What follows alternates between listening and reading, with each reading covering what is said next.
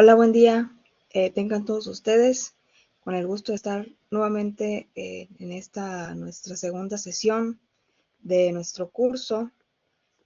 Vamos a continuar abordando los diferentes temas que componen el primer parcial, porque ya la siguiente semana pues tendremos nuestra primer evaluación. Entonces, el día de hoy vamos a ver o continuar enfocándonos o adentrándonos ya en temas más específicos de nuestra materia. En la primera clase, en nuestra clase pasada, pues vimos aspectos más que nada generales, teóricos, de lo que era básicamente el derecho del trabajo, ¿no? Sus generalidades, su origen, sus fuentes, cómo se integra, y propiamente cómo lo conceptualizábamos, ¿no? Entonces, les digo ya propiamente, en esta clase del día de hoy, vamos a adentrarnos en específico a la materia, a lo que nos convoca en este curso, que es el derecho del trabajo. Y vamos a iniciar con pues uno de los eslabones principales o iniciales de esta cadena, hablando de la relación de trabajo. Y propiamente nos vamos a adentrar, nos vamos a enfocar ahora en las relaciones individuales de trabajo. Ustedes podrán ver, y vamos a ver más adelante también, que así como hay relaciones individuales de trabajo, también hay relaciones o contratos colectivos de trabajo, ¿no? Entonces, para que ustedes ya después cuando veamos ese otro tema, pues vayan viendo las diferencias entre uno y otro. Entonces, pues aquí, como su nombre lo dice, ¿no? Se trata de ver relaciones individuales de trabajo, es decir, por individuo, no entre una colectividad, sino entre un individuo y la parte patronal. Luego, entonces, conforme a lo dispuesto por el artículo 20 de la Ley Federal del Trabajo, el contrato o la relación individual del trabajo es aquel por virtud del cual una persona se obliga a prestar a otra un trabajo personal subordinado mediante el pago de un salario. Aquí tenemos esta formulita, ¿no?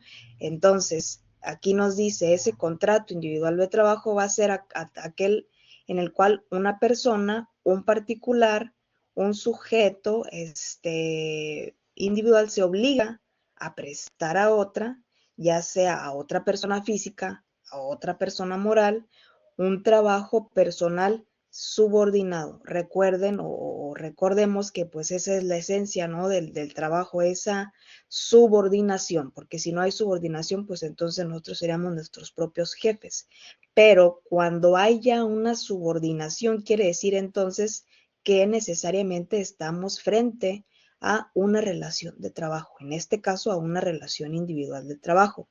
Y pues obviamente que este trabajo personal subordinado pues no se va a realizar de gratis, ¿no? De manera gratuita.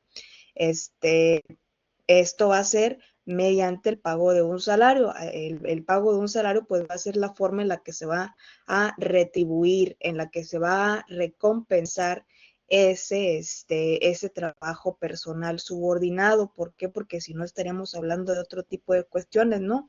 Como la esclavitud. Y en este caso, pues, en México la esclavitud está prohibida. Cualquier trabajo tiene que estar recompensado necesaria y forzosamente mediante el pago de un salario justo y que no debe de ser menor al establecido legalmente a través del salario mínimo. Entonces, ahí hay que tener bien presentes estas situaciones. Para eso está esa unidad de medida, el salario mínimo, precisamente porque ningún salario debe de estar por debajo de esa mínima, de ahí su nombre, es salario mínimo, o sea, nadie puede pagar menos que eso por el trabajo que se desempeñe. Luego, entonces, de esta definición que previamente hemos abordado, pues se derivan las siguientes conclusiones. En este caso, pues es importante establecer que no importa el nombre que las partes propiamente le den al contrato que celebren. Este será un contrato de trabajo que produce la obligación de prestar un servicio personal subordinado al pago de un salario. Es importante tener bien presente esto porque luego en la práctica, luego se quiere echar mano de cuestiones desleales, ¿no? Y ahí a través de contratos leoninos para aparentar o figurar cuestiones que no son. Entonces, aquí, como bien lo dice, ¿no? Hay que dejar bien patente esto. No importa el nombre que se le pueda dar al contrato, hablando de una subordinación de una persona hacia otra y que exista de por medio un salario, es una relación de trabajo. Llámesele como se le quiera llamar. El contrato puede decir una cosa, pero realmente lo que pasa en la práctica o lo que se traduce en la realidad es otra cosa muy diferente. Y entonces aquí en materia laboral así es. En materia civil, pues allá hablaríamos de otra cuestión. Pero en materia laboral, aquí sí no importa el nombre que se le pudiera dar al contrato. Aquí no nos vamos a la literalidad del contrato. Aquí nos vamos a lo que realmente pasa en la práctica. Y eso es lo que prevalece o lo que predomina en este tipo de materias como lo es la materia laboral. Entonces, pues también podemos establecer que el contrato pues va a ser simplemente ese acuerdo de voluntades, siendo intrascendiente en este caso que para que surta todas sus consecuencias legales se inicie o no la prestación del servicio. Entonces, una vez que se acuerda ya respecto de esa prestación de trabajo y sobre el salario convenido, pues igual ya a partir de ahí se entiende que que comienza, ¿no? Esa relación de trabajo para que comience a surtir sus consecuencias legales. Esto bien se inicie o no se inicie la prestación del servicio. Entonces, hay que tener muy presentes estas cuestiones, le digo, porque luego muchas de las veces en la práctica, lamentablemente, todavía hay cuestiones de esa índole y pues hay que saber qué hacer en ese tipo de situaciones, ¿no? Continuando pues con la relación individual del trabajo, entonces vamos a ver quiénes propiamente son quienes integran esa relación individual del trabajo. Y nos vamos a adentrar primeramente en el estudio de la parte más favorecida en este tipo de materias, ¿no? La parte a la que se le brinda más protección, ya lo veíamos en la clase pasada. ¿Por qué? Porque decíamos que pues, el trabajador pues es la persona que se entiende, pues no cuenta, hablando económicamente, no cuenta con los recursos económicos ni materiales para estar en igualdad de condiciones para pelear o litigar contra el patrón, ¿no? Luego entonces por eso la balanza como está desequilibrada, ahí hay un apoyito por parte del Estado para tratar de compensar ese desequilibrio procesal existente entre ambas partes. Y entonces, pues ya veíamos eso, pero propiamente, ¿qué entendemos o quién va a ser el trabajador? Bueno, el trabajador lo podemos entender como esa persona física que presta a otra, ya sea una persona física o una persona moral, un trabajo personal subordinado. Esto conforme lo establece el artículo 8 de la Ley Federal del Trabajo. Entonces, bueno, ese va a ser el trabajador. Trabajador o trabajadora es la persona física que va a prestar a otro, ya sea persona física o persona moral, un trabajo personal subordinado, como gerente, como empleado de piso, como chofer, como cajero, pues dependiendo de los diferentes puestos, ¿no? Que integran ahí que estén como tal en la empresa o bien en la dependencia en la que se elabore. Y entonces vamos a entender propiamente ya también como trabajo toda esa actividad humana, intelectual o material independientemente del grado de preparación técnica requerido por cada profesión o oficio. Entonces, ¿por qué? Porque no todos, no, o sea, los trabajos no solamente se tratan propiamente de realizar una actividad humana, ¿no? Hay diferentes tipos de trabajo y ahí sí podemos hablar de una gran diversidad.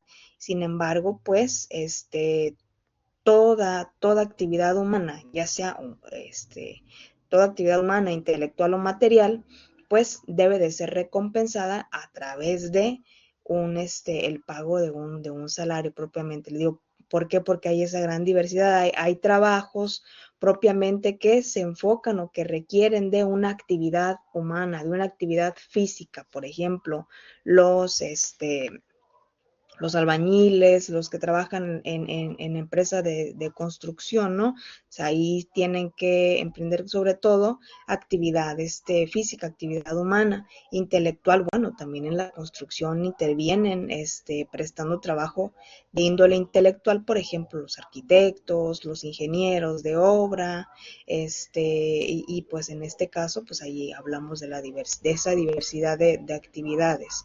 Independientemente del grado de preparación técnica requerido para cada profesión o oficio, pues es obvio también, o sea, hay puestos o hay jerarquías que solamente pueden ocuparse por personas que tengan tal o cual profesión o que desempeñen tal o cual oficio, o sea, ahí también tenemos una gran diversidad. Entonces, una vez que hemos hecho mención a esto, podemos establecer ahí o relevar las diferentes características que podemos identificar para establecer si estamos hablando de un trabajador o no. Entonces, vamos a hablar de trabajador cuando, pues obviamente, sea una persona física. 2, que presta un servicio de manera personal. 3, está en forma subordinada con obediencia y respeto. Les digo, esta es una de las características también esenciales, esa subordinación, estar subordinado a las órdenes de nuestros superiores jerárquicos. 3, se está sujeto a un horario de labores, o sea, a una jornada de trabajo, que eso también, ese tema lo vamos a abordar en la siguiente clase. 4, trabaja mediante una remuneración a través del pago de un salario que puede estar, les digo, puede ser, nunca va a ser inferior al salario mínimo vigente en cada año, ¿no? Y los trabajadores pues pueden ser de planta o de base, de temporada o trabajadores eventuales. También es ese tipo de los tipos de trabajadores también los vamos a ver más más adelante. Entonces, con esto, pues básicamente, o estas son las características que identifican a este sujeto de la relación individual del trabajo denominado el trabajador. También entonces de esta definición nos vamos a enfocar propiamente en uno de estos trabajadores en específicos, que es el trabajador de confianza. El trabajador de confianza o la categoría del trabajador de confianza va a depender básicamente de la naturaleza de las funciones desempeñadas y no propiamente de la designación que se le dé al puesto. Los trabajadores de confianza, como tal, pues no tienen o no cuentan, cuentan con la mayoría de las prerrogativas, pero no están en el mismo plano, vaya, que los trabajadores que no son de confianza. En este caso, ¿por qué? Porque pues los trabajadores de confianza realizan funciones básicamente de dirección, de inspección, de vigilancia y de fiscalización. Quiere decir que están como que más cerca, así lo podemos coloquialmente lo podemos entender o lo podemos asemejar, ¿no? Que el trabajador de confianza, como su nombre lo dice, está más cerca del patrón que del lado de los trabajadores, que del resto de los trabajadores, ¿no? Entonces, precisamente por esa por esas funciones que desempeña en su puesto. En este caso, pues nos dice, esas son funciones de confianza, pues precisamente estas, las de dirección, las de inspección, las de vigilancia, las de fiscalización, cuando tengan un carácter general, y las que se relacionen con trabajos personales del patrón dentro de la empresa o establecimiento. Aquí pues podemos poner, por ejemplo, son los directores generales, gerentes, administradores, subdirectores, jefes de departamentos, por ejemplo, ¿no? Asesores. Entonces, aquí también, incluso aquí o es pertinente entender cómo, que propiamente así como les decía, ¿no? Hay muchas veces que, como les digo, se quiere echar mano de cuestiones para aparentar o simular cuestiones que realmente no ocurren en la práctica, ¿no? ¿Para qué? Para obtener una ventaja económica o procesal indebida a costa, pues, de algo irreal, ¿no? Entonces, para este tipo de situaciones, en tratándose, por ejemplo, los trabajadores de confianza, la Suprema Corte de Justicia de la Nación se decantó en este criterio jurisprudencial con registro 1831 81, que propiamente tratándose de los trabajadores de confianza, su naturaleza se encuentra definida en el artículo 9 de la Ley Federal del Trabajo y no en lo pactado en un contrato colectivo de trabajo. ¿Esto por qué? Porque muchas de las veces dicen, no, bueno, es que tú en el contrato colectivo de trabajo, en el contrato individual de trabajo, se señaló que tu puesto era de confianza. Entonces tú aceptaste así, desempeñar las labores que te fueron encomendadas como trabajador de confianza. Tú no eres un trabajador de base, tú eres un trabajador de confianza, y entonces, por ende, pues no tienes esas mismas prerrogativas y no tienes, y yo por lo tanto, ya como ya no tengo la misma confianza en ti, o ya no puedo depositar esa confianza en ti, ya no me sirves en ese sentido, pues voy a prescindir más fácil de tus servicios, precisamente porque eres considerado como un trabajador de confianza y no como un trabajador de base. Bueno, aquí en este criterio jurisprudencial al que les he estado, o al que les hice mención, propiamente la Suprema Corte se hizo una interpretación en ese sentido, ¿no? Dice la Corte, ok, a mí no me interesa que tú en el contrato hayas puesto como tal que la relación de trabajo o el puesto que le estabas ofreciendo a la persona era de confianza, sino que yo me voy a ir propiamente a las actividades que él me dice que realizaba y que están acreditados o que se acreditaron precisamente durante la secuela procedimental, ¿no? Entonces, bueno, ahí me dice que él no realizaba funciones de dirección, no realizaba ninguna función de inspección, no realizaba ninguna función de vigilancia ni de fiscalización. Él propiamente pues se encargaba de estar al pendiente, ¿no? Del ingreso de las personas, de anotar sus entradas, de anotar sus salidas, y eso propiamente pues no hace referencia a un trabajador de confianza, es un trabajador de base, y aunque tú lo hayas considerado como tal en el contrato individual o en el contrato colectivo de trabajo, aunque tú hayas considerado como tal que ese puesto era de confianza, yo me voy a ir a las actividades que realmente se desempeñaron. Y si las actividades no corresponden propiamente a las de confianza o alguna función de confianza, yo no voy a tomar a este trabajador como de confianza. Yo lo debo de considerar como un trabajador de base, precisamente. ¿Por qué? Porque les digo, aquí lo preponderante o en materia laboral es eso.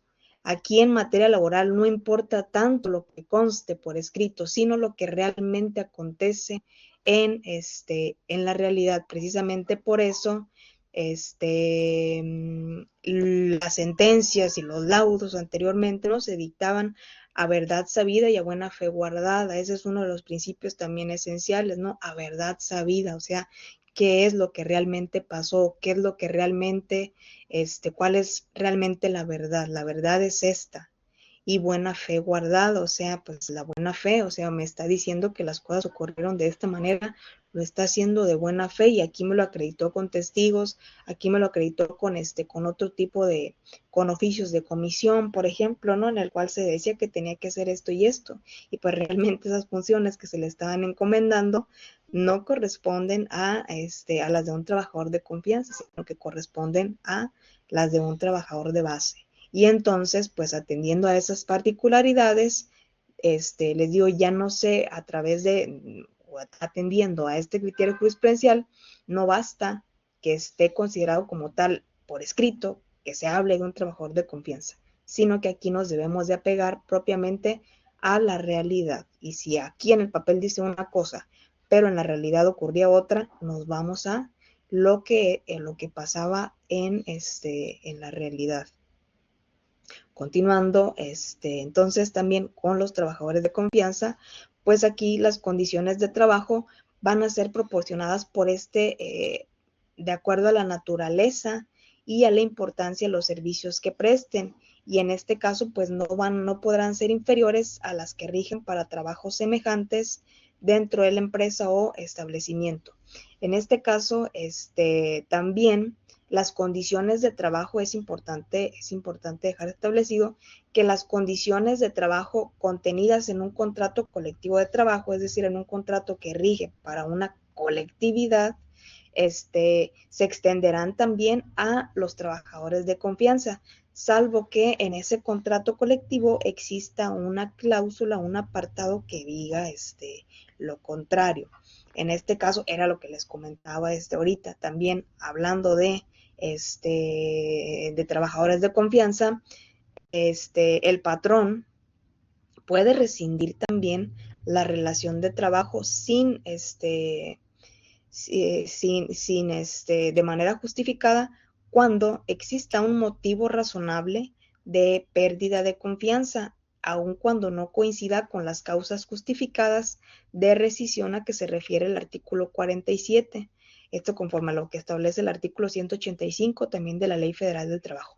¿Qué significa esto? ¿Por qué se dice esto? O sea, en el artículo 47 de la Ley Federal del Trabajo propiamente hay causales a través de las cuales el patrón, sin responsabilidad para puede rescindir de los servicios de sus trabajadores, ¿no? Es decir, allí están puntualizadas como tal y ahí está, ¿no? El artículo 47, son causas de rescisión de la relación de trabajo sin responsabilidad para el patrón y pues ahí nos marcan 15 supuestos en los cuales el patrón puede rescindir sin ninguna responsabilidad para él de los servicios del trabajador. Sin embargo, en tratándose de los trabajadores de confianza, la ley también dice, ok, cuando se trata de trabajadores de confianza, además de esos supuestos, de esos 15 supuestos que están contemplados en el artículo 47, tu patrón, solamente tratándose de los trabajadores de confianza, también puedes dar por rescindida la relación de trabajo cuando exista un motivo razonable de pérdida de la confianza. Esto, aun y cuando no coincida con esas causas que establece el artículo 47, es decir, le da una posibilidad más a la parte patronal para que pueda rescindir de la relación laboral cuando estemos hablando de un trabajador de confianza. Eso aquí hay que tenerlo también muy presente, por ejemplo, tanto cuando vamos a estar del lado de la defensa del trabajador como cuando vamos a estar del lado de la defensa de la parte patronal, porque no sabemos la vida el día de mañana en qué situación nos coloque, ¿no? Y debemos de tener la visión para poder asesorar tanto a una parte como a la otra. Y si, por ejemplo, estamos nosotros del lado de la parte patronal, bueno, pues precisamente esa va a ser una de nuestras obligaciones como para asesorar a la parte patronal. Hey, patrón, fíjate que, pues aparte de esas condiciones o de esas causales que están previstas en el artículo 47, fíjate que hay una más, y esa causal adicional a través de la cual tú puedes rescindir sin ninguna responsabilidad de tu trabajador de confianza, es pues precisamente esa, cuando ya no tienes confianza en él, pero no se trata nada más de decirlo en en el aviso de rescisión. Eso está bien establecido, y también por eso les quise o les traje a colación lo que se estableció en este criterio jurisprudencial con registro digital 202-8839 de rubro pérdida de la confianza, examen que el Tribunal Laboral debe realizar para tener por justificada esa causal de rescisión de la relación de trabajo sin responsabilidad para el patrón. Esta tesis, en específico o en síntesis, lo que nos quiere decir o lo que interpretó en ese sentido, lo que se interpretó sobre el particular fue básicamente que, pues yo como patrón digo, ok, fíjate que pues sí, voy a rescindir de la relación de trabajo porque ya hay como tal una pérdida de la confianza en mi trabajador. ¿Por qué? Pues porque tuvimos o porque vi que tuvo o desobedeció alguna de mis órdenes, además de que pues tuve tuve conocimiento que pues que estaba realizando actos deshonestos, ¿no? Hacia mi persona o hacia mis familiares, y ahí está, ¿no? Y ahí esa causal como tal, pues se la hace del conocimiento a través del aviso de rescisión. Pero precisamente esa pérdida o simplemente únicamente se constriñe la parte patronal a decir, hey, trabajador, en el aviso de rescisión, pues mira, te aviso que voy a rescindir de la relación de trabajo porque hay una pérdida de confianza respecto de tu persona. Y ahí está, ¿no? El aviso de rescisión. Órale, se lo notifican. Pero, precisamente, bueno, eso solamente en el aviso de rescisión. Ahora bien, para el momento en el que estamos ya propiamente dentro del juicio, para tener precisamente por acreditada esa causal de rescisión sin responsabilidad para el trabajador, se debe de entrar al estudio precisamente de esa causal, ¿no? Y se debe de tener justificada como tal. Aquí recuerden, en materia laboral y en cualquier otra materia, lo que se dice se tiene que probar. El que afirma está obligado a probar. Ese es un principio esencial del procedimiento. El que afirma está obligado a probar. Y si yo digo que hay una pérdida de confianza, y si yo nada más le notifiqué así en el aviso de rescisión al trabajador de confianza, hey, voy a rescindir de tus servicios porque ya no tengo la misma confianza en ti, ok, pero en la secuela procedimental yo tengo que acreditar pues a través de medios idóneos, pues quizás con testigos, que en este caso pues pudieran ser más idóneos, ¿no? Los testigos que hayan visto o se hayan percatado precisamente de esa situación a través de la cual el patrón perdió la confianza en el trabajador. Algunos documentos, algunos videos, algunos audios, a través de los cuales pues se revelen precisamente o se dejen de manifiesto y acreditadas esas, esa pérdida de la confianza en el trabajador de esta índole, en el trabajador de confianza. Entonces, les digo, básicamente pues se tiene un motivo adicional para poder rescindir de los trabajadores de confianza precisamente cuando hay una pérdida, pues precisamente, valga la redundancia, de la confianza en el trabajador que viene desempeñando esta función. Y bien, ahora ya hablamos del trabajador de confianza. Propiamente ahora nos vamos a adentrar a ese otro sujeto de la relación individual del trabajo, y propiamente aquí vamos a hablar de la empresa. La empresa se entiende como tal, hablando o para los efectos de las normas de trabajo, vamos a entender como tal a una empresa como esa unidad económica de producción o distribución de bienes o servicios. A eso nos vamos a hacer referencia cuando hablemos de la empresa. Unidad económica de producción, porque bien puede ser para producir o para distribuir bienes o servicios. A eso vamos a hacer referencia por la empresa. Y propiamente lo que conforma también o de lo que se compone la empresa va a ser el establecimiento. Son cosas, son cosas similares, pero no son iguales. El establecimiento, por ejemplo, por su parte, va a ser esa unidad técnica como sucursal, agencia u otra forma semejante, sea parte integrante de la empresa y contribuya a la realización de los fines de esta.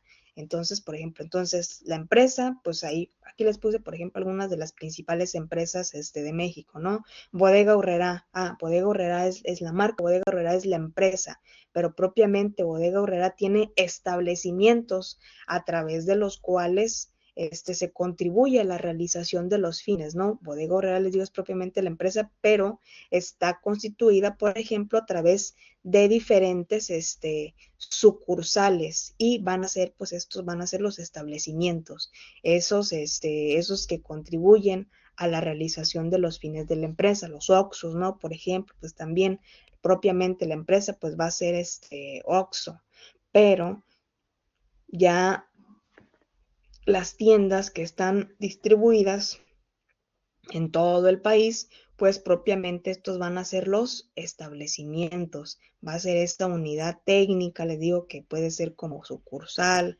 como agencia u otra forma semejante, pues sea propiamente parte integrante y contribuye a la realización de los fines de la empresa. Y pues estos son algunos de los ejemplos, ¿no? Les digo de las empresas mexicanas, por ejemplo, más importantes del país. Y propiamente, otro de los sujetos de las relaciones individuales de trabajo es propiamente el patrón. El patrón va a ser la persona física o moral que utiliza los servicios de uno o varios trabajadores y esto acorde a lo dispuesto por el artículo 10 de la Ley Federal del Trabajo.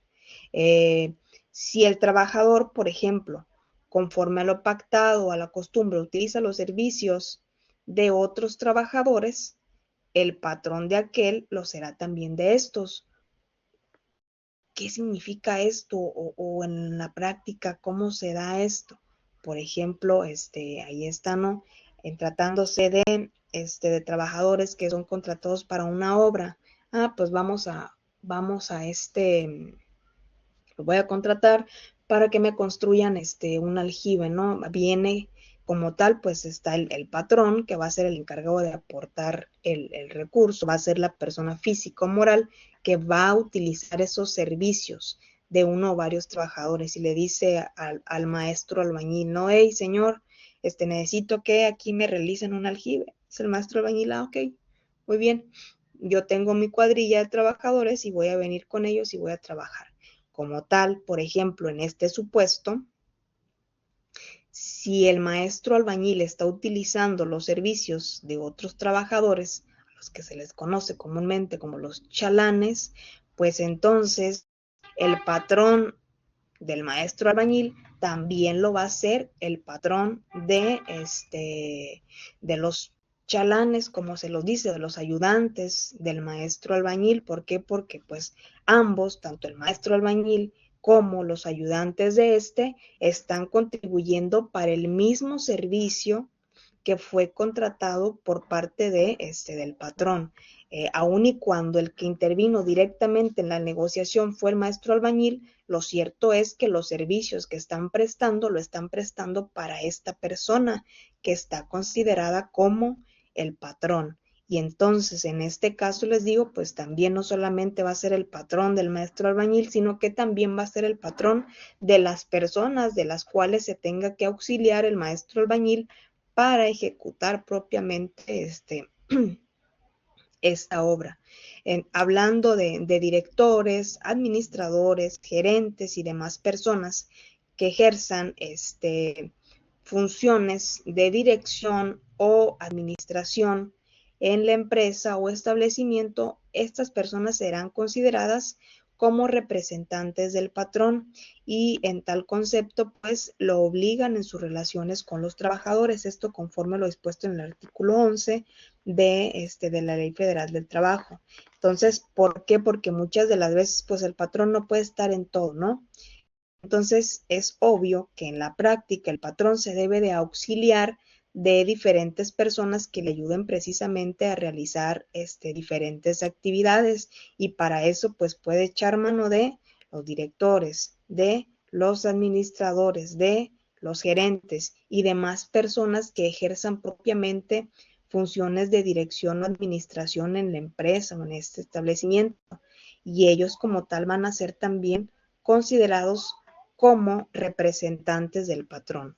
Y en este concepto, pues también lo obligan en las relaciones con los trabajadores. Es decir, si yo como gerente despido a un empleado, como yo soy representante propiamente del patrón, pues yo al despedirlo de manera injustificada, a lo mejor yo ni siquiera, el patrón ni siquiera me dio la autorización para hacerlo, pero yo lo estoy despidiendo porque a mí ya me cayó gordo, ¿no? Y yo sin ni siquiera avisarle al patrón, pues rescindo de los servicios de este trabajador. Entonces, yo como tal, como tengo como estoy considerado como representante del patrón, lo voy a obligar en esa relación con el trabajador y el día de mañana que le llegue la demanda, pues aun cuando se trató de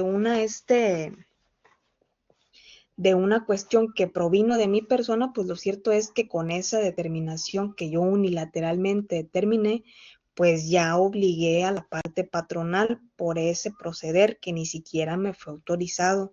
Entonces aquí pues también hay que tener cuidado con ese tipo de cuestiones y pues en su momento también, ¿no? Dentro del juicio, porque muchas de las veces también esto ocurre. Y el día de mañana ya cuando llegan las demandas, pues, ¿qué dice el patrón? Pues, hey, oye, pues yo cuando te corrí, yo nunca te corrí, yo nunca di la autorización a fulanito para que rescindiera de tus servicios. Tú puedes reintegrarte a la relación de trabajo y te ofrezco de buena fe otra vez el trabajo, ahí lo tienes, ¿no? Y le digo, pues precisamente porque muchas de las veces se, aprovechándose de esta situación precisamente que se tiene o de esta posición jerárquica que se tiene, se hacen este tipo de o ocurren este tipo de situaciones, ¿no? No quiero decir que en todos los casos sea de buena fe, hay en algunos casos pues que se trata de aparentar que fue a través de esta forma que les comento, cuando realmente pues el patrón sí dio la autorización desde un inicio, ¿no? Y bueno, aquí hay que tener o hay que establecer esa diferencia entre lo que es un trabajador de confianza y entre lo que es un representante del patrón, ¿no? Hablando de representantes del patrón, cuando hablemos de representantes del patrón, pues les digo, vamos a incluir ahí a directores, administradores, gerentes y otros puestos que ejercen propiamente funciones de dirección o administración, o sea, que administran o que tienen esa dirección en la empresa, y como representan al patrón, pueden tomar decisiones que obligan propiamente al patrón en sus relaciones con los trabajadores. Ellos pues también tienen una responsabilidad directa en la gestión y en la operación de la empresa. Por el contrario, cuando hablamos de trabajadores de confianza, aquí vamos a estar hablando pues de trabajadores pues que sí realizan funciones de dirección, de inspección, vigilancia y fiscalización,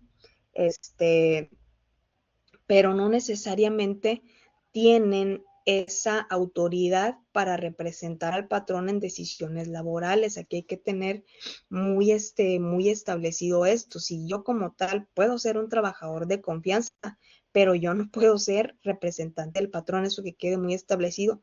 ¿Por qué? Porque precisamente hay una línea diminuta que nos diferencia a uno del otro. Y precisamente ahí está, les digo, se puede ser trabajador de confianza, a lo mejor con un alto nivel de confianza, pero esto no implica que necesariamente se vaya a tener esa autoridad para representar al patrón en relaciones o en decisiones laborales.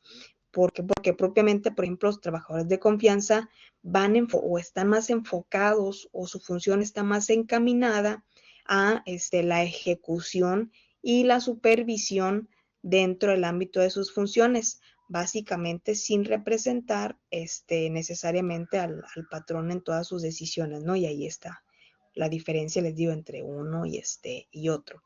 Otro de los sujetos de las relaciones individuales de trabajo es el intermediario.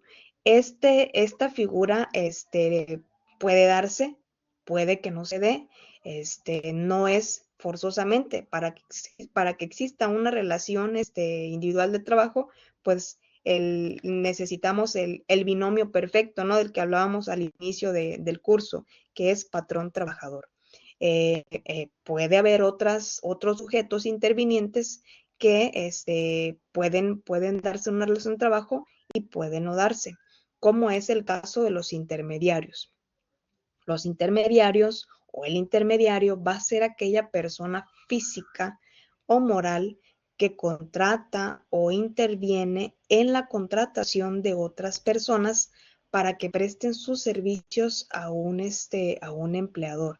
Es decir, por ejemplo, hablábamos o ya les ponía yo ahí las principales marcas, ¿no? O empresas mexicanas. Telmex, por ejemplo, puede decir, es que, ¿sabes qué? Pues yo realmente no quiero saturarme de andar buscando personal en esta materia y estar haciendo las entrevistas y ver si cumple o no cumple con los requisitos, ¿no? Porque esto realmente es un desgaste innecesario para mí.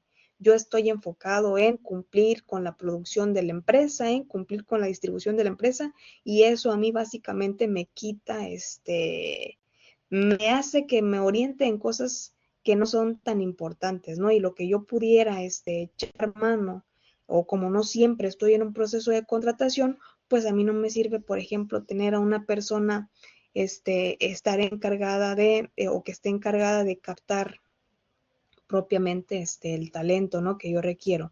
Entonces, pues mejor cuando yo quiera echar mano, cuando yo necesite de personal, pues mejor me voy y contrato a un intermediario, una empresa intermediaria, una persona intermediaria que, pues mira, le voy a decir, ¿sabes qué? Ocupo un gerente que cumpla con estos requisitos. Yo le voy a dar los requisitos, yo le voy a decir qué es lo que busco, cuál es el empleado que yo busco, el prospecto que yo busco, y entonces el intermediario se va a encargar propiamente de buscarme, ¿no? Él va a hacer toda esa labor que yo tendría que hacer. ¿Y para qué? Para que al final me diga, ay, mira, conforme a esos requisitos que tú me diste, a ese prospecto de empleado que tú buscas, mira, estuve buscando y pues tengo estos 3 candidatos, tengo estos 5 candidatos, aquí están, tiene esto, esto y esto, y ahí está, ¿no? Toda la información. Decide tú a cuál de estos, con cuál de estos cumple tus expectativas para realizar propiamente el proceso de contratación, ¿no? Y entonces, pues para eso precisamente les digo, están los intermediarios. Se pudiera decir, bueno, pero ¿por qué las empresas hacen eso?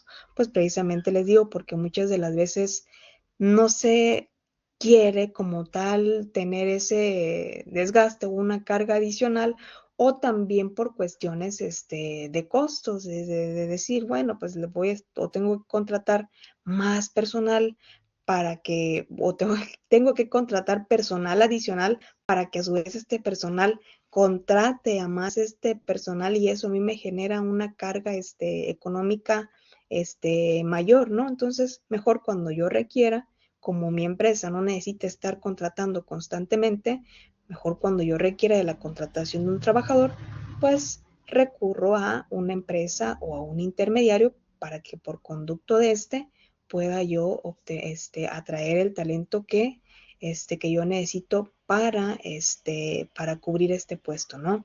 Y entonces, pues básicamente, en las funciones propiamente los intermediarios, pues son estas, las que les comenté, ¿no? Que tienen una función de contratación.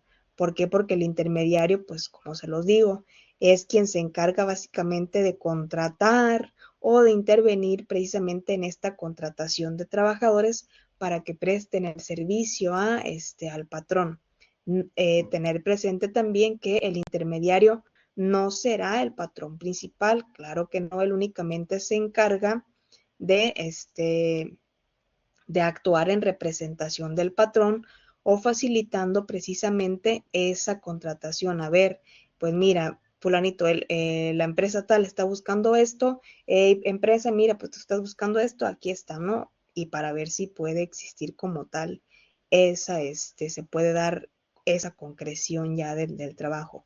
Aquí también hay que tener bien presente que hay como tal una responsabilidad solidaria. En este caso, si el intermediario, por ejemplo, no cumple con las obligaciones laborales, el patrón principal va a ser el responsable solidario junto con el intermediario por las obligaciones derivadas de las relaciones laborales. ¿Por qué? Porque es como, o el enunciado que veíamos anteriormente, ¿no? Que el patrón, cuando se requiera de cuando una persona contratada requiere el servicio de otro para cumplir con los servicios que le fueron encomendados, pues el patrón de también será el patrón de aquellos. Y aquí en este caso, pues también pasa lo mismo y sería hablando también, por ejemplo, de la responsabilidad solidaria. Está propiamente el patrón también quien tiene que responder de manera solidaria cuando el intermediario no pueda cumplir con las obligaciones laborales, porque a fin de cuentas, a quien le están rindiendo el trabajo, a quien le están prestando el servicio es a la empresa, no como tal al intermediario. Y entonces, por ende, la empresa pues también tiene esa responsabilidad solidaria, al igual que el intermediario. Los servicios prestados por el intermediario pues consisten exclusivamente en facilitar ese proceso de búsqueda y de selección de talento sin asumir propiamente la contratación. Entonces, pues ahí estamos hablando de los intermediarios. Otra de las cuestiones que hay que tener presentes actualmente en la legislación mexicana, o bueno, el intermediario, este sujeto propiamente está previsto de los artículos 12 al 15 de la Ley Federal del Trabajo y aquí es importante también tomar en cuenta esto.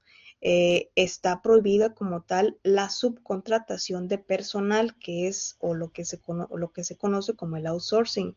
El outsourcing, si ustedes habrán escuchado, fue un tema muy sonado, que orilló precisamente a reformas en ese sentido, porque anteriormente las empresas echaban mano precisamente de esta figura del outsourcing para, para liberarse de algunas, de algunas prestaciones, ¿no? Decía, ok, este, por mencionarles un ejemplo, ¿no? Coca-Cola, Coca-Cola, tenía una empresa que subcontrataba a, el personal, ¿no? Y la empresa que subcontrataba era, no sé, el refresco SADCB, ¿no? Por ejemplo. Entonces, el refresco SADCB contrataba a los trabajadores, como trabajadores de pero realmente a quien le estaban prestando el servicio era a Coca-Cola, no a la empresa moral del refresco SADCB. Y el día de mañana, por ejemplo, cuando se hacían el pago de las utilidades, pues es que, oye, pues yo estoy trabajando para realmente donde yo presto mis servicios es en Coca-Cola y yo tengo derecho a participar de las utilidades de Coca-Cola, pero decía, es que no, o sea, tu contrato de trabajo no es con Coca-Cola, tu contrato de trabajo es con el refresco SADCB. Y entonces, tú como tal, como eres trabajador del refresco SADCB, bueno, y cuando me prestas servicios acá, tú no tienes derecho al pago de las utilidades. Y entonces, pues precisamente esto generaba que a través de este tipo de esquemas se evadían precisamente obligaciones que por ley están obligadas las empresas a brindarle a los trabajadores. Por muchos años, estas prácticas estuvieron vigentes, pero precisamente se hizo una reforma en donde precisamente se prohíbe ya esa subcontratación de personal, el famoso outsourcing. Y entonces, pues que para precisamente, les digo, para salvaguardar, ¿no? En su integridad, los derechos laborales de los trabajadores, porque a través de esto, les digo, a través de estas prácticas, de estas malas prácticas, se echaba mano o esto facilitaba precisamente, les digo, la vulneración de los derechos laborales de los trabajadores. Aquí pues también es importante establecer, como decíamos, ¿no? Las agencias de empleo o intermediarias de la contratación no se consideran como tal patrones. Patrón va a ser propiamente la empresa para la cual estén prestando sus servicios o la persona física para la cual se esté prestando el servicio. En este caso, pues también les digo, como tal no está prohibido del todo el outsourcing porque solo se permite esa subcontratación de servicios especializados o de ejecución de obras especializadas que no formen parte del objeto social ni de la actividad económica preponderante de la beneficiaria de estos. Aquí hay que tener muy presente esto, ¿no? Porque era lo que les decía, por ejemplo, luego hablando de ese pequeño caso que les comento de Coca-Cola, pues los empleados iban y realizaban actividades propiamente relacionadas con el objeto social de Coca-Cola. ¿Cuál es el objeto social y la actividad económica, por ejemplo, de Coca-Cola? Pues realizar la producción de una bebida edulcorada, de un refresco, ¿no? Y pues para eso precisamente fueron contratados. Realmente formaban parte del objeto social y de la actividad económica preponderante de la empresa. Eran trabajadores de la empresa. En este caso, ahora sí dice, ok, puedes subcontratar siempre y cuando esos servicios que tú vayas a subcontratar no tengan nada que ver Coca-Cola con la producción del servicio ni con la distribución de tú puedes a lo mejor hacer una subcontratación para que te vengan y te realicen te vengan y te realicen, no sé, algún cuarto de enfriamiento o alguna obra, ¿no?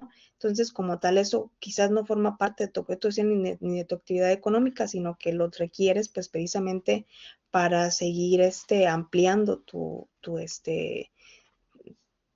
mercado laboral. Entonces, en este caso, pues sí se puede echar mano de la subcontratación, pero únicamente tratándose de servicios especializados o de ejecución de obras especializadas. Ahí está.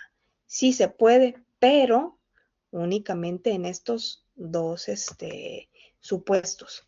Esas relaciones entre los intermediarios obviamente se debe de formalizar a través de un contrato por escrito.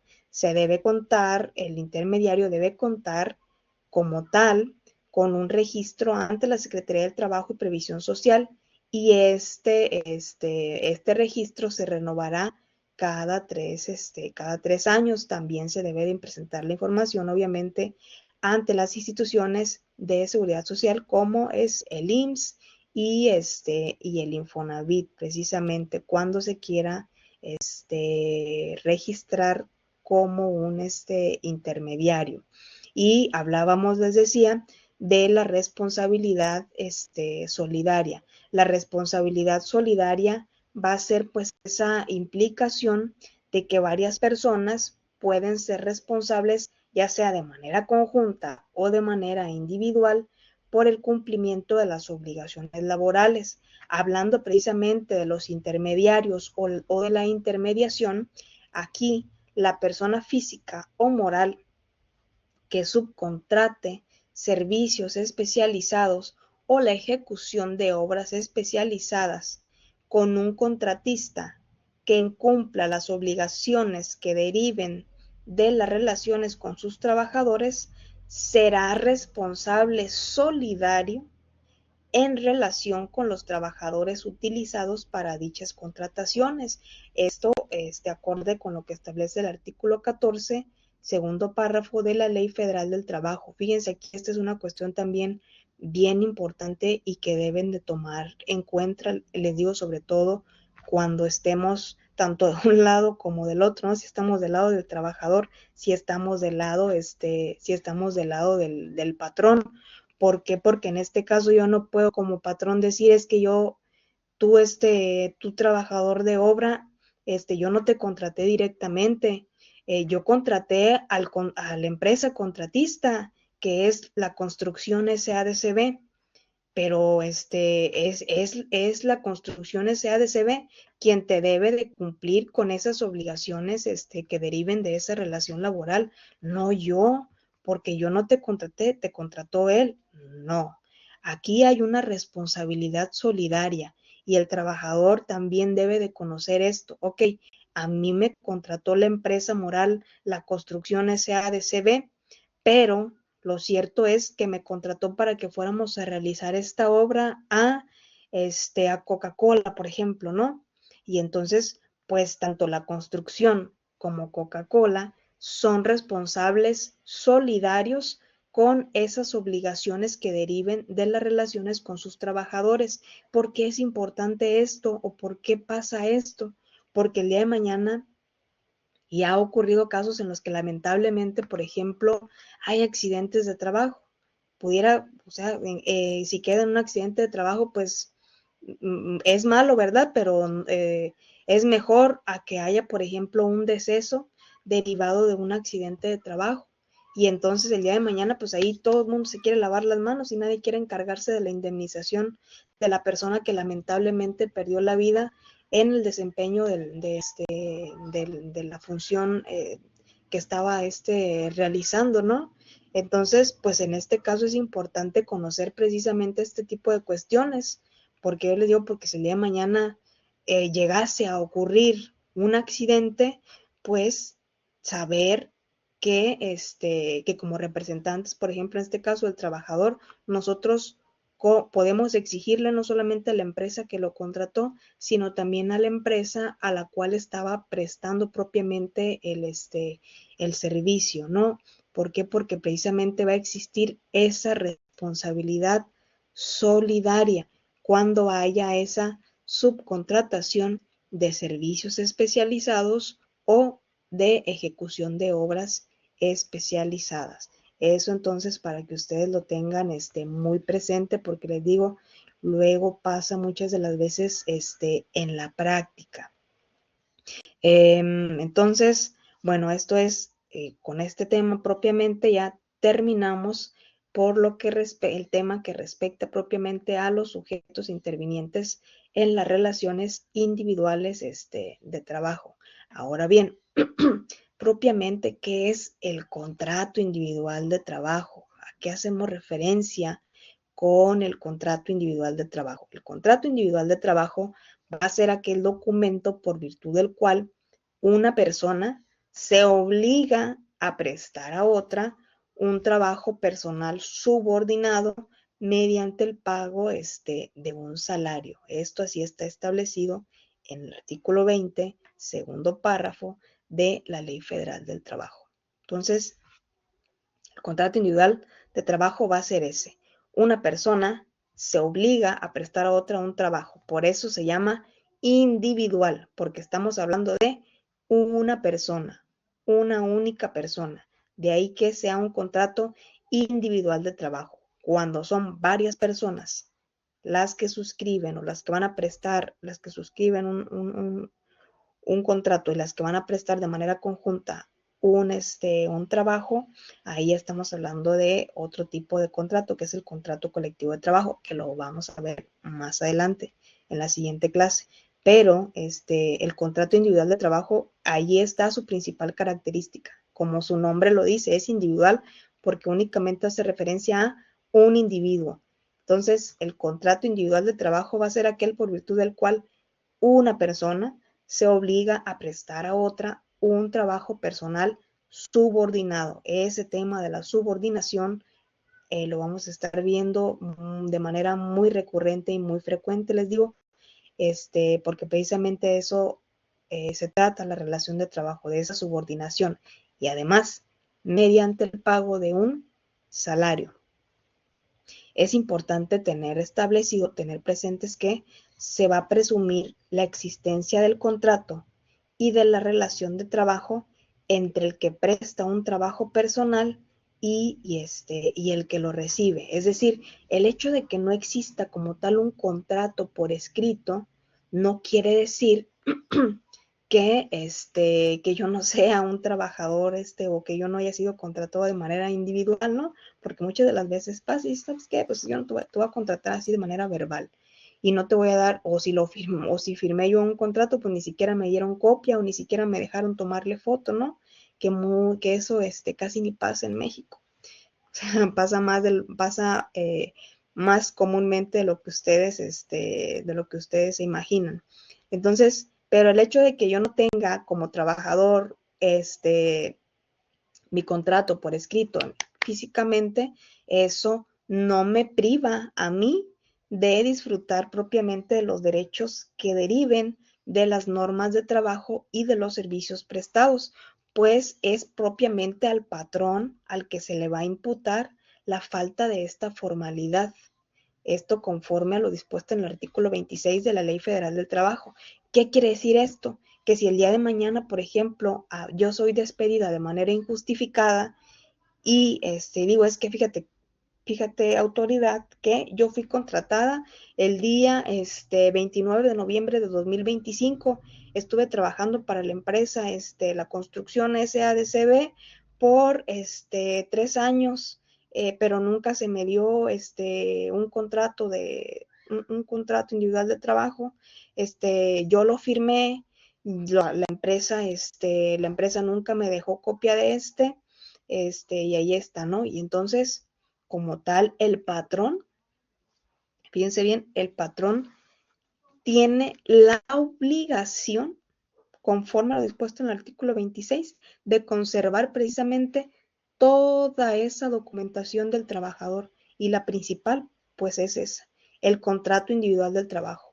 ¿Por qué? Porque el día de mañana el trabajador va a decir, hey, el juzgado laboral te ofrezco una inspección judicial para el efecto de que el patrón exhiba ante tu presencia los contratos individuales de trabajo generados en el periodo comprendido del 29 de noviembre del 2025 al día en el que terminó la relación de trabajo conmigo, ¿no? Porque precisamente ese es el periodo en el que yo estuve. Entonces, a ver, le van a requerir, a ver, tráeme como tal ese contrato individual de trabajo del señor o de la señora. A ver, aquí está. No, pues no los tengo. Yo no tengo ningún contrato. Ah, no, pues es que tú los debes de tener, patrón, porque esa no es una cuestión de si quieres o no quieres tenerla. Es una de tus obligaciones conforme a lo dispuesto en el artículo 26 de la Ley Federal del Trabajo. Y además, el hecho de que tú no me exhibas o de que tú no me exhibas como tal un contrato individual de trabajo, pues de todas formas se va a presumir esa existencia del contrato y la relación del trabajo entre el que presta un trabajo personal y el que lo recibe. ¿Por qué? Porque esa relación de trabajo pues no solamente se puede acreditar a través propiamente del documento, sino a través de otras circunstancias, ¿no? Por ejemplo, fotografías, oficios de comisión, no sé, recibos de nómina, algún tipo de otro tipo de documentos que pueden hacer presumir precisamente la existencia de esa relación laboral sin que forzosamente exista como tal por escrito, ¿no? Entonces, para que también lo tengan presente. Las condiciones de trabajo deben de hacerse constar propiamente por escrito a través de este contrato individual del trabajo.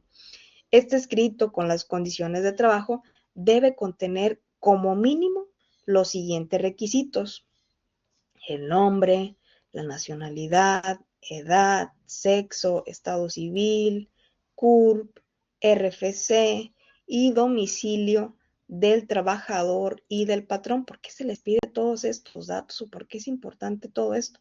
Pues porque precisamente a través de todo esto vamos a ver, por ejemplo, a través de su estado civil, pues si está casado, si tiene hijos, bueno, a quienes va a poder dar de alta también en las prestaciones de seguridad social, ¿no? Para el caso, por ejemplo, del IMSS, pues es que tiene una esposa, tiene hijos, pues también ellos van a tener derecho.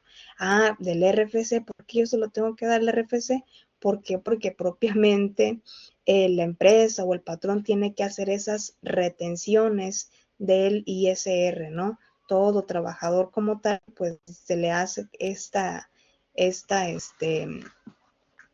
esa retención y como tal pues la debe de enterar. Entonces por eso siempre cuando se realiza la contratación pues se pide que la constancia de situación fiscal esté actualizada precisamente. ¿Por qué? Porque debemos de estar todos al corriente con el pago de nuestras contribuciones como trabajadores. Se debe de establecer también si la relación de trabajo va a ser para obra o tiempo determinado, por temporada, de capacitación inicial, por tiempo indeterminado y si en su caso está sujeta a un periodo de prueba. También se deben establecer ahí el servicio o los servicios que van a prestarse por parte del trabajador. Mira, tus actividades van a consistir en esto y esto. El lugar o los lugares donde deba de prestarse el trabajo. El lugar o los lugares, mira, pues el lugar en donde vas a prestar el trabajo va a ser el ubicado en la fábrica, ubicada en tal lugar. O los lugares en los cuales vas a prestar el trabajo, como vas a ser chofer, te vas a encargar de la ruta que comprende las ciudades de tal y tal, ¿no? La jornada de trabajo, la cual pues no debe de ser mayor de 8 horas. Pues tu jornada de trabajo va a iniciar a las 8 de la mañana y va a culminar a las 4 de la tarde, o va a iniciar a las 9 y va a culminar propiamente a las 5, las 5 de la tarde. La forma y el monto del salario, de qué forma se va a cubrir el salario, ¿no? A través de una transferencia en efectivo, a través de cheque, y de cuánto va a ser el monto del salario, ¿no? Pues van a ser 12,000 pesos menos las deducciones legales, ¿no? Y ahí está. El lugar y el día del pago del salario, pues el día de pago del salario va a ser en tal día, ¿no? Los días en la quincena de cada mes o cada semana, y se va a pagar pues en la fuente de trabajo, o se te va a realizar, les digo, a través de una transferencia. La indicación de que el trabajador va a ser capacitado o adiestrado en los términos y planes. Pues vas a estar sujeto a una capacitación de una semana en técnicas de manejo, ¿no? Por ejemplo, o vas a ser adiestrado en esta cuestión. Y pues básicamente también los programas establecidos o que establezca la empresa conforme a la Ley Federal del Trabajo, y pues otras condiciones de trabajo tales como los días de descanso. Sabes que pues los días de descanso van a ser estos y estos, las vacaciones se van a tomar en estos periodos, y las demás cuestiones que convengan el trabajador y el patrón. Propiamente lo mínimo que debe contener, les digo, son estos requisitos, pero pues también se deja abierta la posibilidad, conforme a lo que establece el artículo 24, de que haya algunas otras más condiciones que convengan de mutuo acuerdo tanto el trabajador y el patrón, siempre y cuando pues no sean contrarias a lo que nos establece la ley, ni implique renuncia de derechos, porque ese tipo de cuestiones pues son nulas de pleno derecho. Eso sí hay que tenerlo también bien claro y bien presente. Ahora bien, vamos a hablar de las modalidades de contratación, es decir, existen diferentes modalidades a través de las cuales se pueden prestar los servicios de un trabajador para con la patronal, según el artículo 35 de la Ley Federal del Trabajo.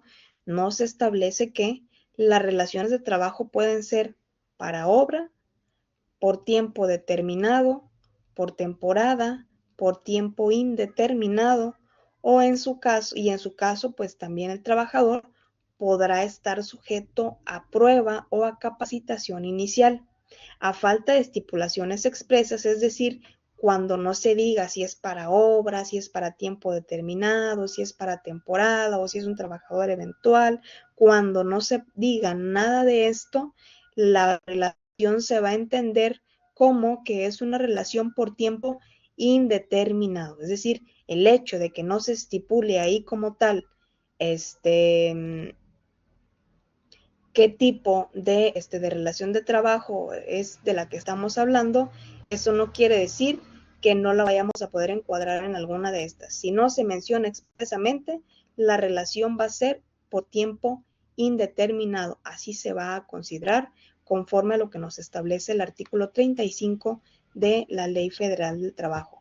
Y respecto a las modalidades de contratación, es pertinente tomar en cuenta que cuando la relación de trabajo con periodo de prueba o con capacitación inicial, cuando es el caso, esto debe de constar por escrito, garantizando la seguridad social del trabajador. ¿Qué implica esto? Es decir, hey, sí te voy a contratar, pero necesito o debes de someterte previamente a un periodo de prueba de 30 días. Ok, pero por esos 30 días que tú lo vas a tener a prueba no quiere decir pues que te va a estar trabajando de gratis y con y sin seguridad social, ¿no? Por esos 30 días que tú lo vas a estar contratando por ese periodo de prueba, tú le debes de garantizar precisamente esa seguridad social del trabajador, porque ¿qué pasa si, por ejemplo, el trabajador ahí ocurre un accidente o lamentablemente pierde la vida en ese periodo de prueba? Pues tú tienes que hacerte responsable, el trabajador no debe de quedar desprotegido. Entonces, porque a fin de cuentas, aun y cuando esté en un proceso de capacitación, lo cierto es que te está brindando un servicio y pues está bajo tu responsabilidad y bajo tus órdenes y bajo tu indicación, ¿no? Es importante establecer también, por ejemplo, que en las relaciones de trabajo por tiempo indeterminado o cuando excedan, es decir, cuando sean por tiempo determinado, que excedan 180 días, es solamente en estos casos cuando se pueden establecer un periodo de prueba. Este periodo de prueba no puede exceder de 30 días, con el único fin de verificar que el trabajador cumple con los requisitos y conocimientos necesarios para desarrollar el trabajo que se le solicita. Muchas de las veces las empresas echan mano de esto. ¿Para qué? Para ver si precisamente el trabajador pues va a aguantar, por ejemplo, ¿no? Las condiciones de trabajo, si le interesa como tal estar en la empresa, y pues precisamente como su nombre lo dice, es un periodo de prueba al cual están sujetos, ¿no? Entonces, pues ahí a ver qué tal, si te acomodas, no te acomodaste, ok, como no puede ser de 30 días, pues ahí está, voy a verificar que en esos 30 días se pueda realizar. Este periodo de prueba puede, eh, puede prolongarse incluso hasta 180 días cuando se trate propiamente ya de un trabajo por tiempo indeterminado, siempre y cuando pues así se convenga, ¿no? Posterior a esto, este periodo de prueba ya no puede ser prorrogado bajo ningún motivo ni ninguna circunstancia. Si la relación de trabajo continúa, ya una vez terminado el periodo de prueba o el periodo de la capacitación, se va a entender entonces que subsiste esta relación de trabajo por tiempo indeterminado, precisamente para evitar dejar en un estado de indefensión a la parte trabajadora, ¿no? Entonces, esta cuestión también hay que tenerla ahí muy, muy presente. Y entonces, como modalidades de contratación propiamente, tenemos a estas tres modalidades que son las que nos habla propiamente el artículo 35 de la Ley Federal del Trabajo. Y entonces tenemos contrato por tiempo indeterminado. El contrato por tiempo indeterminado va a ser aquel contrato a través del cual se realiza, valga la redundancia, la contratación básicamente de trabajadores mejor conocidos como de planta o de base.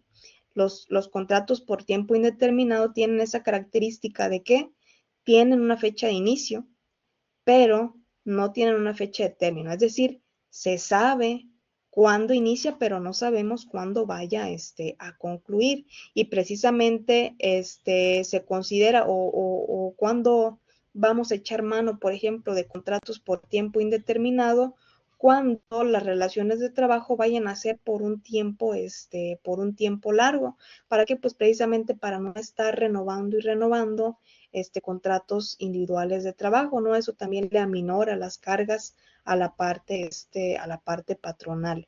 Y entonces, pues deja abierta ahí como tal la posibilidad de que la relación laboral subsista precisamente por el tiempo en el que se vayan a estar prestando propiamente los servicios por parte del trabajador. Tenemos también contratos por tiempo determinado. Estos contratos por tiempo determinado, como su nombre lo dice, aquí sí el tiempo está determinado. Se establece de una forma precisa la fecha de inicio y la fecha de término. Es decir, inicia el 29 de noviembre de 2025 y termina el 29 de noviembre de 2026. Tiene un tiempo determinado de un año.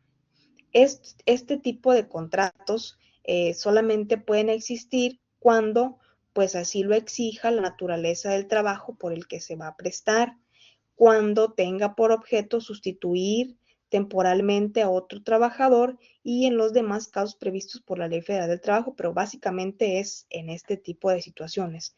¿Por qué? Porque uno de los derechos a los que tienen los trabajadores precisamente es la estabilidad en el empleo.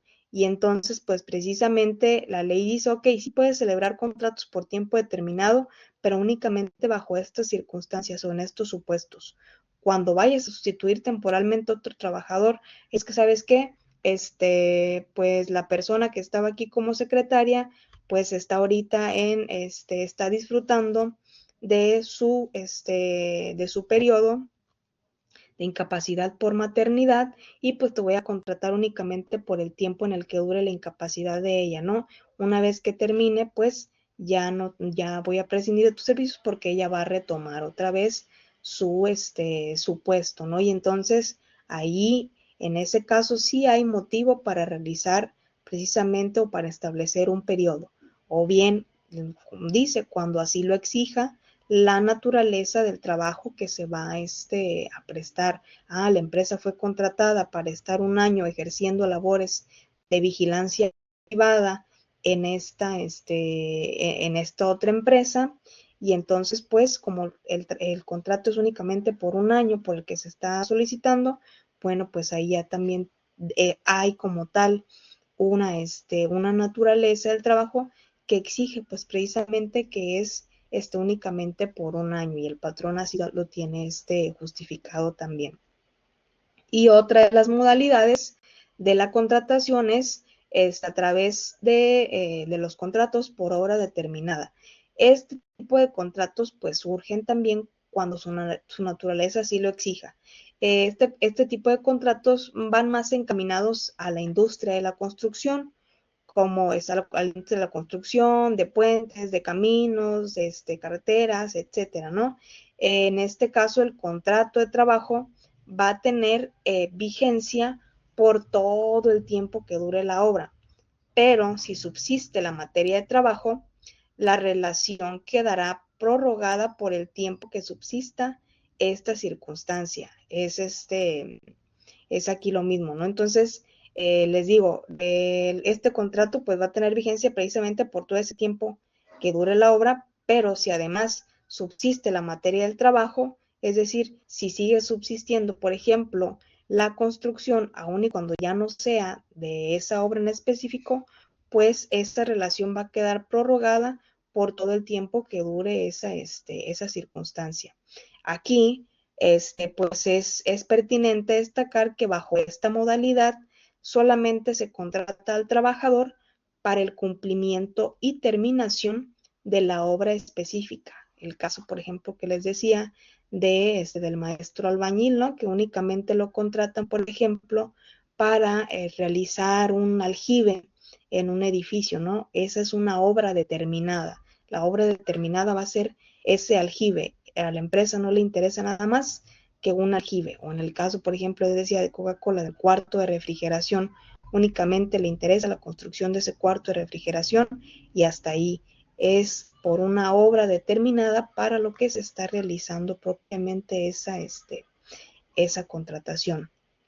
Y bueno, con esto culminamos con el tema propiamente de las modalidades del trabajo para adentrarnos ahora sí en el tema del trabajo y las condiciones especiales de las mujeres embarazadas. Y fíjense que esto pues es uno de los temas también muy sensibles y muy importantes y en los cuales luego se dan también algunas violaciones de los derechos de las mujeres trabajadoras cuando están en etapa de gestación y pues precisamente es por eso importante conocer cuáles son esos derechos, por ejemplo, o esas prerrogativas a las que se tiene derecho por ley tanto durante como después del embarazo, ¿no? Y entonces, por ejemplo, algunos de estos derechos importantes durante el embarazo, pues precisamente es ese, que las mujeres embarazadas no deben de realizar labores que pongan en riesgo su salud o la del producto de gestación. Tienen también derecho a no laborar en horarios nocturnos o extraordinarios, es decir, únicamente deben de cumplir con su jornada de trabajo sin laborar más horas extras que las que no están establecidas propiamente en su jornada de trabajo. Tienen derecho a un descanso a 6 semanas anteriores y 6 semanas posteriores al parto, en el que seguirán recibiendo su salario íntegro. Fíjense, esta es una de las cuestiones también bien importantes. ¿Por qué? Porque muchas de las veces luego los patrones, pues ahí como que dicen, ay, caray, pues ¿cómo que lo voy a tener que descansar? Lo voy a tener que dar chance de que se vaya 12 semanas, ¿no? Que son pues aproximadamente un mes y medio de salario. Yo cómo le voy a pagar por todo ese tiempo, pues no es de que quieras o no quieras, tienes que pagárselo. Y aquí también sobre el particular, la ley así nos lo marca, que son 6 semanas anteriores y 6 semanas posteriores al parto. Hay ocasiones en las que el patrón y la trabajadora que está en etapa de gestación, conviene, la trabajadora a lo mejor dice, ¿sabes qué, patrón? Fíjate que yo no le hace. La ley dice que 6 semanas, pero yo quiero trabajar lo más que se pueda y mejor quiero descansar más ya una vez teniendo a mi bebé. ¿Por qué? Pues porque yo quiero estar el mayor tiempo posible con él. Yo puedo trabajar aquí hasta una semana antes de que falte para yo dar a luz, pero esas otras semanas que me van a hacer a mí a mi falta, entonces me las vas o me las puedes dar ya una vez que yo tenga como tal a a mi bebé, ¿no? Básicamente, entonces, pues es posible esta cuestión si el patrón y la trabajadora sí lo acuerdan y si es en beneficio de ella o si ella sí lo requiere, pues claro que lo pueden hacer siempre y cuando esto conste por escrito. Pero lo ideal es que sean 6 anteriores y 6 posteriores. Y en este caso les digo, por convenir así a ambas partes lo quieren realizar de esta manera, también es válido, pero siempre y cuando se respeten esas 6 semanas y 6 semanas. Entonces, estamos hablando que son en total 12 semanas, las que le tiene que respetar como tal ese descanso. Entonces, estamos hablando de un descanso de 12 semanas. Ya ahí les digo, pueden convenir bien si toma solamente algunas antes y todas las demás posterior a. Eh, Otro de los derechos es pues que las mujeres deben de recibir ese salario íntegro que están recibiendo. Deben también conservar su empleo y todos los derechos adquiridos en su contrato. En el periodo de lactancia, deben de tener 2 descansos por día para amamantar. Esto es aplicable, por ejemplo, cuando las mujeres son autónomas y se desempeñan laboralmente en compañía con sus hijas o sus hijos o bien en el hogar. La empresa, pues también esto sí, sí o sí, debe garantizar la asistencia médica y obstétrica para la mujer embarazada que así lo demande. Eso, pues ahí está, ¿no? Todos los trabajadores tenemos este derecho a la seguridad social y la patronal debe de garantizárnoslo. Y entonces, pues el derecho a la seguridad social precisamente pues abarca esa asistencia médica y obstétrica, para la mujer, embarazada. La seguridad social debe de cubrir la maternidad y el patrón pues también debe de asegurar las medidas de higiene y de seguridad de las instalaciones, garantizando también la sanidad de la mujer embarazada y de su hijo o hijo cuando ya dé a luz los derechos propiamente ya durante el embarazo, pues precisamente son estos, ¿no? Que ya acabamos de mencionar. Eh, Otro de los derechos también que se dan ya posteriormente o cuando se tiene o cuando se da ya a luz es disfrutar precisamente el descanso postnatal. Está el descanso prenatal y está el descanso postnatal del que hablábamos, ¿no? Las 6 semanas y las 6 semanas.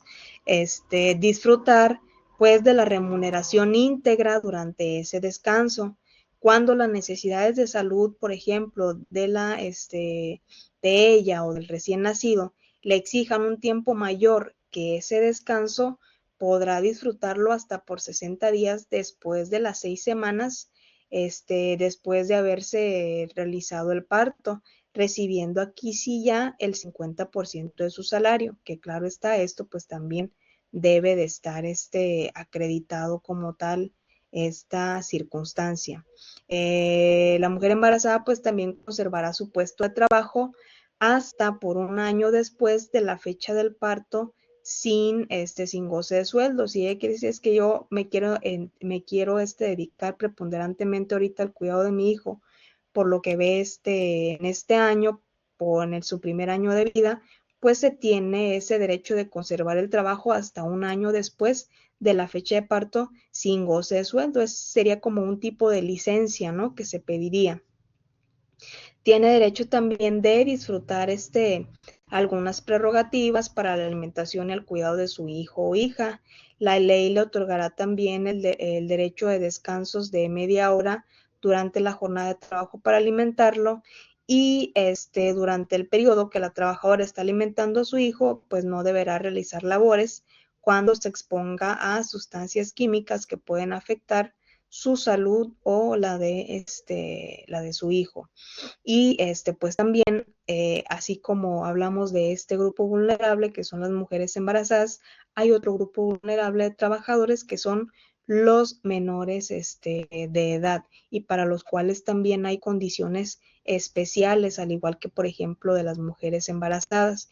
En este caso hay que tener muy presentes que queda prohibido como tal o está totalmente prohibido como tal el trabajo de menores de 15 años.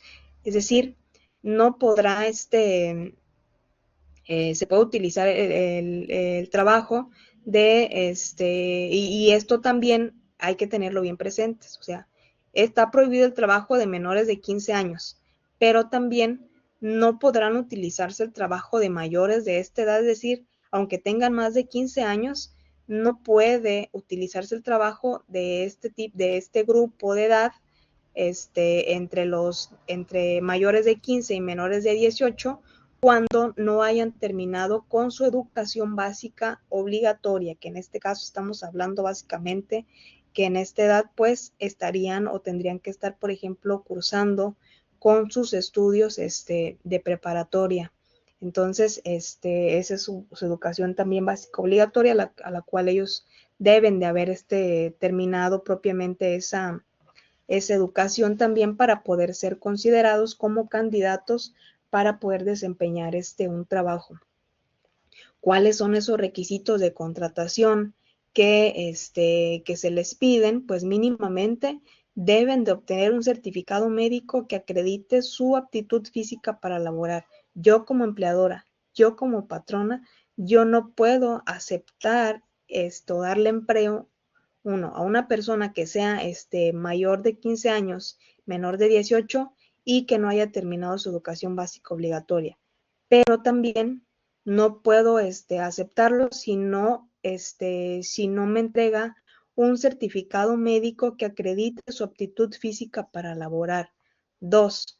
Cumplir con exámenes médicos que acrediten precisamente esa aptitud para desempeñar las actividades laborales. Y 3, obviamente, se necesita la autorización del padre, la madre o de la persona tutora para desempeñar la actividad laboral, porque como tal, pues sabemos, estamos hablando de personas menores de edad, aún y cuando ya pudieran ser jóvenes, casi que van a cumplir su mayoría de edad. Eso no quiere decir que ya por ese solo hecho, pues ya puedan ellos incorporarse al mercado laboral, sino que como están todavía bajo el cuidado y la protección de sus padres, todavía conservan la patria potestad, no están emancipados. Una vez que adquieren ya su mayoría de edad, pues obviamente pueden ejercer por sí todos los derechos que ellos quieran ejercitar, pero mientras ello no ocurra, necesariamente tienen que tener la autorización de sus padres para poder desempeñar esta actividad laboral. ¿Cuáles son los derechos a los que tienen, cuáles son esas prerrogativas más bien? ¿Cuáles son esas prerrogativas a las que tiene derecho?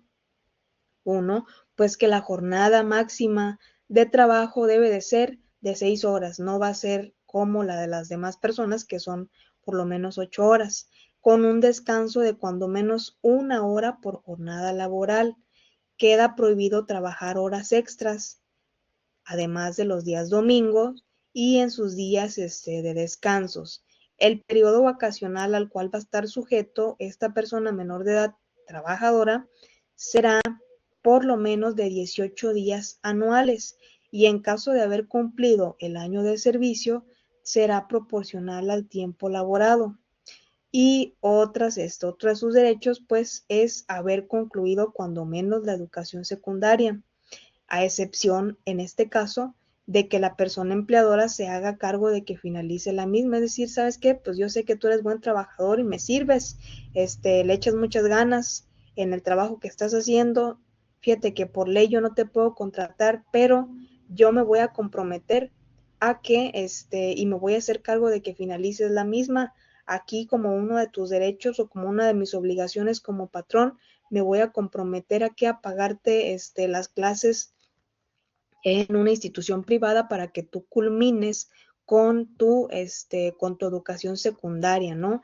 Y entonces, para yo no tener ningún problema y para también garantizarte a ti, ese derecho. Este, y hablando propiamente ya de los derechos y obligaciones, con este tema, pues propiamente terminamos la cuestión de este grupo vulnerable, como lo es el trabajo de menores de edad, ¿no? Y ahora vamos a ver propiamente los derechos y las obligaciones del patrón.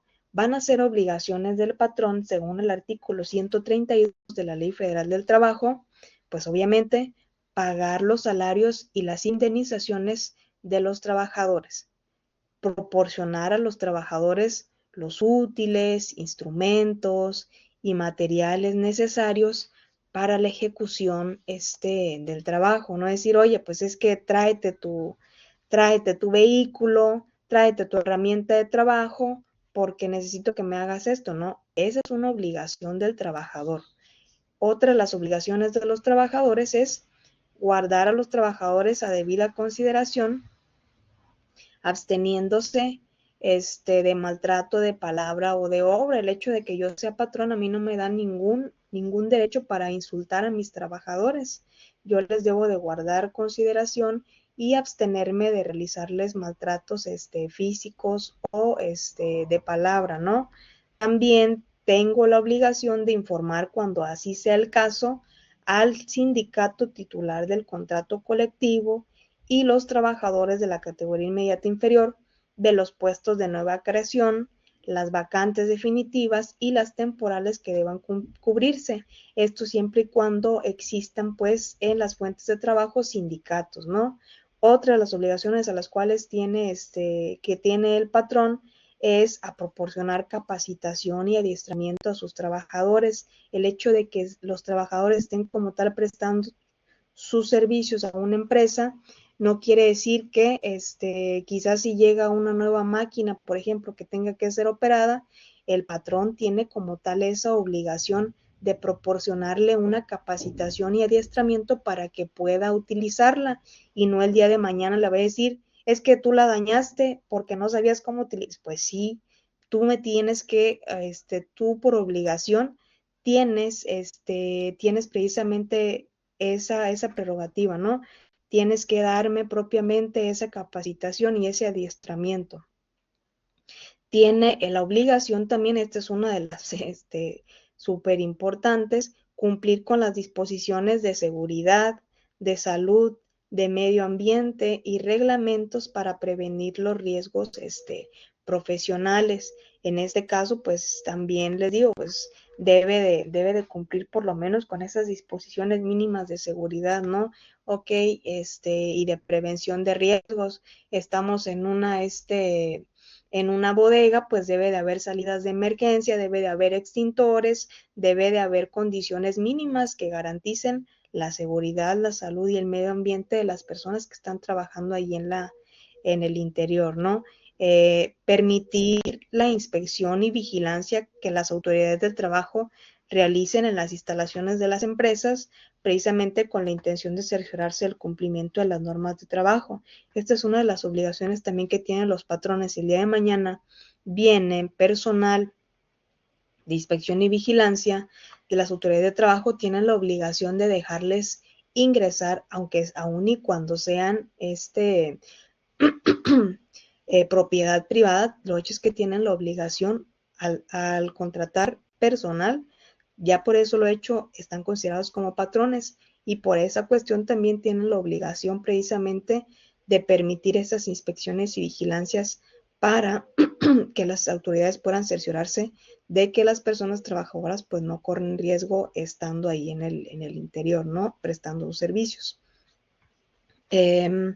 También tienen la obligación de proporcionar a las trabajadoras embarazadas la protección que establezcan los reglamentos, esas que ya previamente hablábamos, ¿no? Algunas de las que ya hablábamos previamente.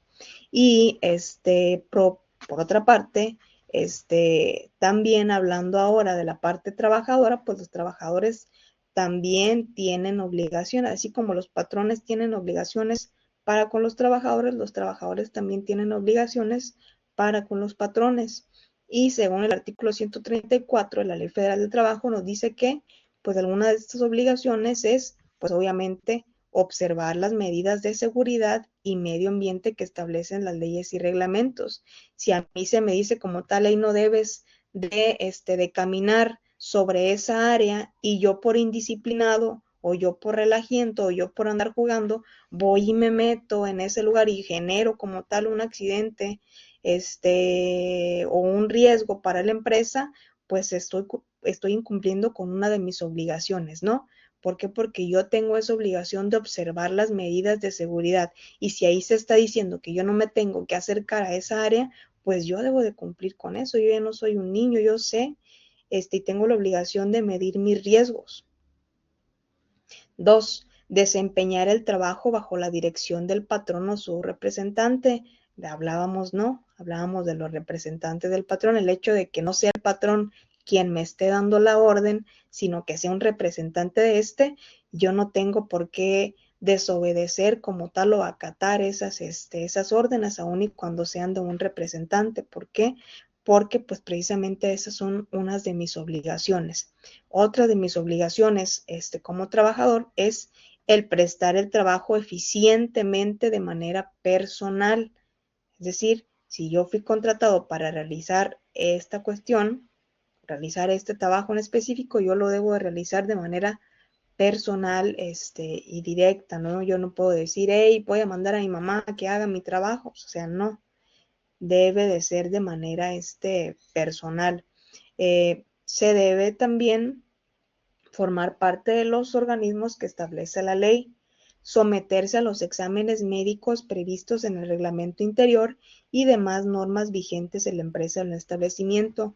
Por ejemplo, cuando se trata de choferes, las empresas pues tienen reglamentación interna y que dice, no, pues los choferes pues deben de estarse realizando, no sé, cada mes o cada 2 meses pruebas de antidoping. ¿Por qué? Pues porque precisamente por la naturaleza del trabajo que están desempeñando, deben de estar en plena lucidez y bajo ningún motivo ni ninguna circunstancia bajo el consumo de drogas o estupefacientes o bebidas embriagantes. ¿Por qué? Porque va a poner en riesgo a la sociedad. Y entonces, pues, aun y cuando, pues, precisamente por la función o el trabajo que yo estoy desempeñando, tengo la obligación de someterme a esos exámenes médicos que mi trabajo me exija para yo cumplir de manera adecuada con ese trabajo que estoy prestando. Otra de las obligaciones que tienen los trabajadores es pues a no revelar los secretos técnicos, comerciales y de fabricación que por razón de su actividad dentro de la empresa o establecimiento conozca. Es decir, yo soy empleada de un establecimiento de comida china, ¿no? Y ya sé como tal, pues, qué se le pone o cuál es la receta para hacer esto y esto, o cómo es que hacen esas famosas salsa que